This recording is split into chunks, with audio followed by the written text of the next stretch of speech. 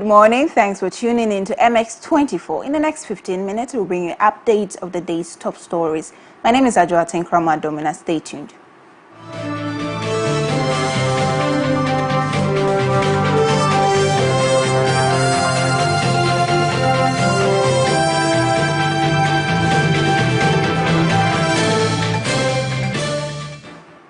Thank you for your company. Now, government has inaugurated a 7-member team to oversee the reconstruction of Apia to the community destroyed in last month's explosion.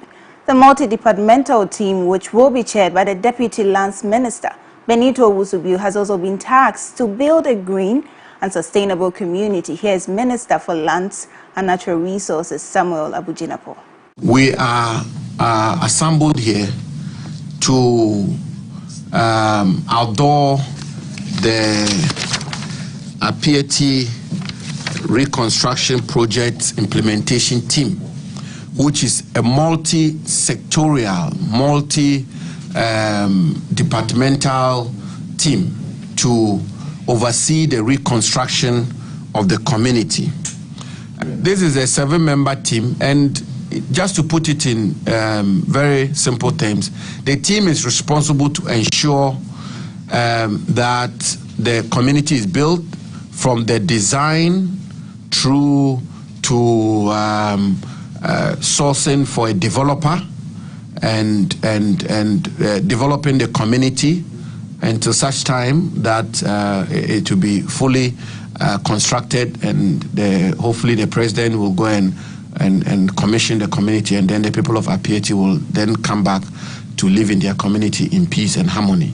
I must make two final points. The first is that the president is instructed that this community should be green and it should be sustainable. And therefore, everything to do with the design, the construction, and the eventual realization of this project must be anchored on a green and sustainable model. Away from that, the Economic Community of West African States, ECOWAS, has demanded the immediate release of deposed Burkinabe President Marc Christian Kabore and members of his government who are being held hostage by the military junta in the country. The demand came after an emergency meeting held in Accra on Thursday to discuss recent coup d'etats in the sub-region. ECOWAS is also demanding that the military leadership presents an acceptable roadmap for the return to constitutional rule in the country. Jean-Claude Cassibrou is the president of the ECOWAS Commission. The coup attempt in Guinea-Bissau, and the authority firmly condemned that, and also gave full support and solidarity to the President Umaru Sissoko Embalo, who was able to really manage to restore the situation, and also to the whole people of Guinea-Bissau. In fact, the authority decided really to send a stabilization force in Bissau to help in maintaining the stabilization of the country. So this is something that we will do very, very rapidly to ensure that those type of attempt of takeover by the military by force really is not really accepted. Meanwhile, the regional bloc has suspended Burkina Faso from all ECOWAS institutions until the restoration of constitutional order. Let's get some reaction on this from Mutar Mumuni Mutar. He is the executive director for the West African Center for Counter-Extremism. Good morning, Mutar. Thank you for joining us. Good morning to you, and good morning to your viewers. Very well. First it was Mali, and then Guinea, and now Burkina Faso. How much of a worry should what is happening currently around Ghana be to us as a country?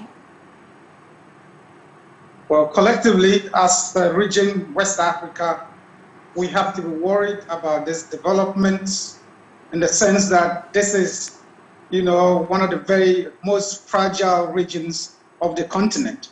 And so we should be very, very worried because it could get worse than it currently is. If you look at the vulnerabilities in several parts of the region, in terms of issues of, development, deficits in governance, insecurity, and, crime. All these things collectively make many parts of the region very vulnerable. So we have to be very worried from a regional perspective. But what does it mean for us in Ghana? This is an environment that, we are used to saying Ghana is peaceful, Ghana is stable, and all that. But in several years, in the last 6-7 years, we've seen deterioration in terms of regional security and stability, and the threat of violent extremism that is moving from the Sahel towards coastal states. And very recently, we've seen that manifest in the coup in Burkina Faso and in Guinea as we speak. It's a challenge they have to contend with. And so we have to be worried in the sense that we are very close to these neighbors. The proximity, especially our northern borders, where conflicts are very common.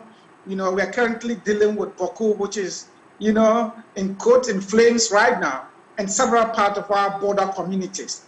And so there's a tendency that there would be or could be a spillover of the violence and extremist attacks in Burkina Faso onto our country. And it is the same thing that has been replicated in case of Burkina Faso and Mali. Burkina Faso's case is a spillover effect of what happened in Mali. And so we have to be worried about it, and we need to pay attention to the things that happen at our borders, especially. Now, Muta, how should Ghana prepare itself to deal with an insurgency should it arise? Well, it's a big thing. It's a very complex thing to deal with. It starts from governance perspective. You need to be able to build strong and sustainable institutions that respond to the needs of the people.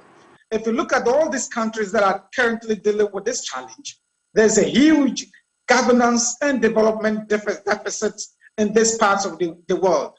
We're looking at conflicts, all these places that are having problems. Many of these spaces have prolonged, unresolved conflicts. And so if you have a prolonged, unresolved conflicts, it creates environments that are susceptible to insurgencies that we are seeing in the Sahel. And so we have to work on these vulnerabilities. We have to be able to deal with especially the problem of youth unemployment. Youth unemployment is a huge security threat, a threat that can manifest in the form of insurgencies or uprisings or popular support that can bring countries to their knees. So these are a collection of problems or things we have to look at and address appropriately.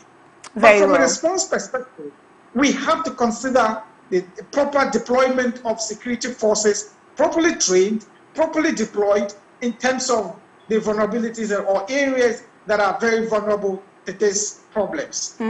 Thank you very much. Muta Momoni Muta is Executive Director for the West African Center for Counter-Extremism. But that's all the time we have for that particular story. Moving on, Parliament's Transport Committee says it will take Magdan Aviation up to 2 years to operate commercially. The disclosure was made after a meeting between the committee and the Ghana Airport Company Limited. The airport authorities had earlier directed Magdan Aviation to suspend the use of the Kotoka International Airport for its private jet services 24 hours after the launch of the terminal. Speaking to the parliamentary press call, a member of the committee, Yusuf Jaja, indicated that the company will be sanctioned in the coming days for proceeding with the launch without authorization. From the meeting, what we have gathered is that from the Ghana Civil Aviation and Ghana Airport, I can't foresee Magdan Aviation industry operating commercially in the next 1 to 2 years. Wow.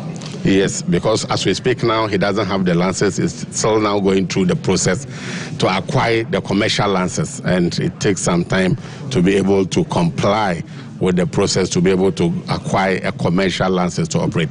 What we're told is having now is the private jet licensing, which he has been given 3 months to operate. And as we speak now, the 3 months has elapsed.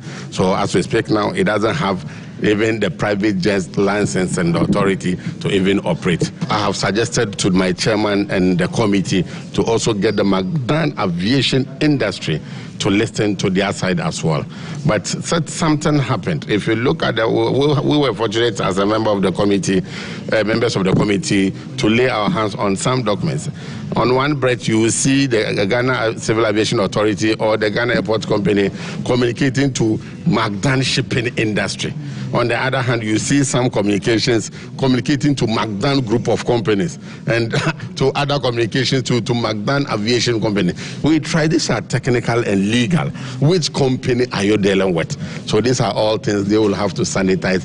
If you say you're starting with Magdan Shipping and along the line migrated to Magdan Aviation, we need to see correspondence to those effects. They are here to produce those things. But the minister said he's going to sanction the Magdan industry at least for defying their orders and what have you. So a meeting will start next week to see to that. The Mensah Division of the Ghana National Fire Service has denied its officers responding late to distress calls during the fire outbreak at Akwatia Line caused the outbreak. The incident was recorded in the early hours of Thursday after a resident allegedly burnt rubbish close to a wooden structure. According to the Mensah District Fire Officer DO1 Amos Aban, his team arrived about 15 minutes after they received the call. I said it's not true because initially I stated the time we received the call, which is 0836 in our control room, and our first fire engine arrived at 0844. Less than 15 minutes, we are on the fire ground. So the issue of fire service delay in responding to the fire call is not true. Sometimes the people do not call the right number, and even if you don't know our number, our emergency number is 192. Call the 192, and we will quickly respond to any distress call. So that statement is not true. We did not delay because we received the call in 0836, and we arrived here at 0844. So it will bear me out that we did not delay in any way. We also have that information that somebody was burning a refuse and there was a gas cylinder. That also facilitates in the burning. Like I said, we have to gather detailed information because at the end of the day, whatever we come out should be a concrete. We will not say that's the cause of the fire, but when we are done, we will just let the public know what brought about the outbreak. Well, the police command is also appealing to residents to give up the said resident who was burning rubbish close to the wooden structure that started the fire for investigation. We're not happy. I'm not happy myself. All of us have certain things to do, but we have to be here to maintain law and order. Right? Nobody should blame the fire service. No, they are here. The two can reach there. But why should somebody set fire at this time? Why? That's my question. I'm appealing to everybody here. They know the person who started the fire. They should give that person to me and let the Lord deal with him. Still on fire incidents, a two-story building at Seiko near the GCB Bank branch has been completely destroyed by fire. Firefighters have been on the scene since 7 a.m. in attempts to douse the fire. The scene of the fire is a few meters away from the oil filling station that was destroyed in the June 5, 2015 twin disaster. Meanwhile, the Ghana National Fire Service in the Eastern region has recorded a total of 144 bushfires in the region in January alone. Here is the Eastern Regional Fire Commander, Assistant Chief Fire Officer Ms. Jennifer Na Yalekwe.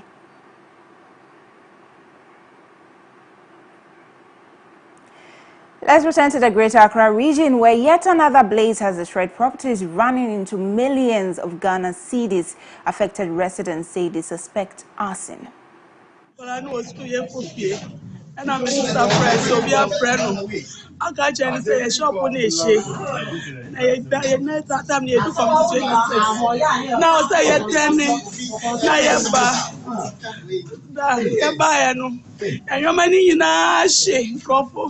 Last week, Thursday, no be container 40-feet container no Outbreak here.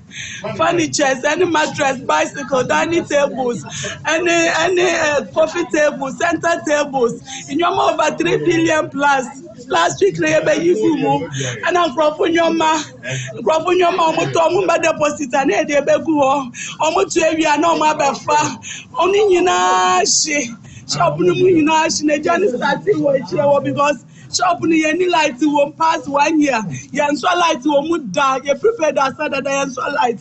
Yeah, but no more Jenny, just a shop, and your money in a she, and your money in a she. Back to rent control, I'm catching me say, and me, yeah, fast seminal court, into the seminal, yeah, said the Beco court, into man, you share somebody a boy near Anya, or the other gummy shop in so mamma and ye, Juma.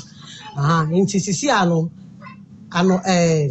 I say police station on the assembly call police station man no police station they threaten say I'm me to me container na no be the job true mo and it dey your masem into some threaten me o saka che me say o ma me 1 week ma me tutu a oba o ka che TM for no ma ba be tutu me container no and no say anopa we me better say me shop want me nchen ma te say ye di ja atum o mo di ja atum such a way say aha she drobo ma kakra aka me so me shop no nti asem e wo ho no nti me hu ni say planting because policeman no threaten or catch me say so be the job too a enyo omo amasem nti me metutu me. Well, that's it for today's news update. For more news, log on to MX24online.com. My name is Adwoa Tenkoramaa Domina. Good afternoon.